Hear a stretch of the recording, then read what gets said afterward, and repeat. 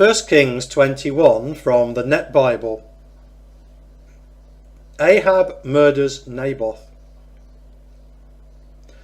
After this, the following episode took place. Naboth, the Jezreelite, owned a vineyard in Jezreel adjacent to the palace of King Ahab of Samaria. Ahab said to Naboth, "Give me your vineyard so I can make a vegetable garden out of it, for it is adjacent to my palace. I will give you an even better vineyard in its place, or, if you prefer, I will pay you silver for it." But Naboth replied to Ahab, "The Lord forbid that I should sell you my ancestral inheritance." So Ahab went into his palace, bitter and angry that Naboth the Jezreelite had said, "I will not sell you my ancestral inheritance." He lay down on his bed, pouted, and would not eat. Then his wife Jezebel came in and said to him, "Why do you have a bitter attitude and refuse to eat?" He answered her, "While I was talking to Naboth the Jezreelite, I said to him, 'Sell me your vineyard for silver, or if you prefer, I will give you another vineyard in its place.' But he said, 'I will not sell you my vineyard.'" His wife Jezebel said to him, "You are the king of Israel. Get up, eat some food and have a good time. I will get the vineyard of Naboth the Jezreelite for you."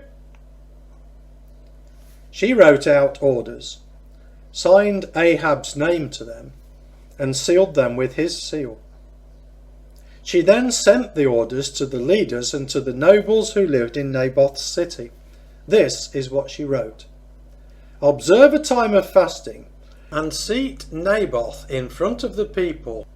Also seat 2 villains opposite him, and have them testify, 'You cursed God and the king.'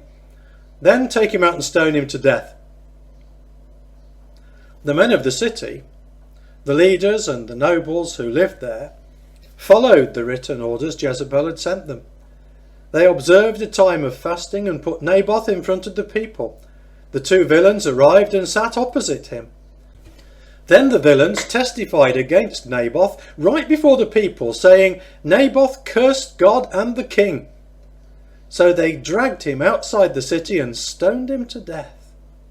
Then they reported to Jezebel, "Naboth has been stoned to death."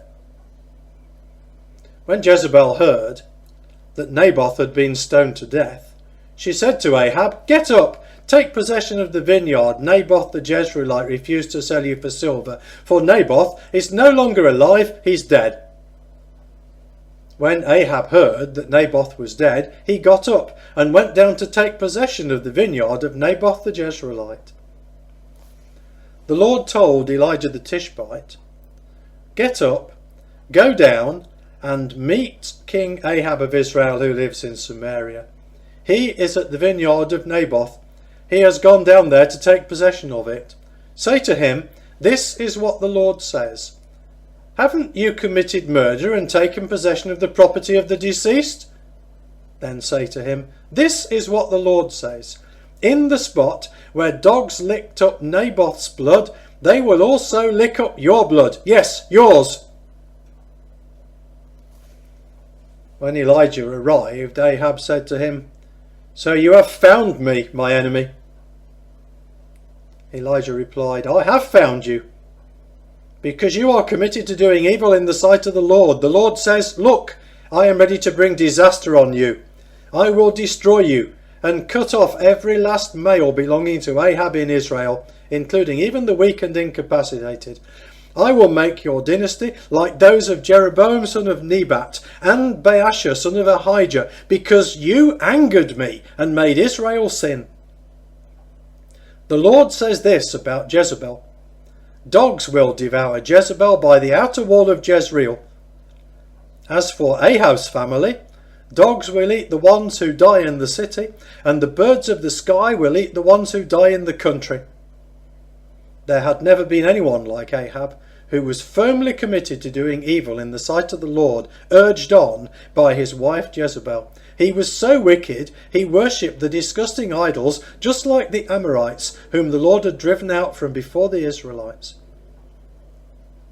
When Ahab heard these words, he tore his clothes, put on sackcloth and fasted. he slept in sackcloth and walked around dejected.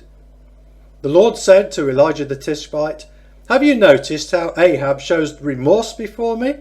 Because he shows remorse before me, I will not bring disaster on his dynasty during his lifetime, but during the reign of his son."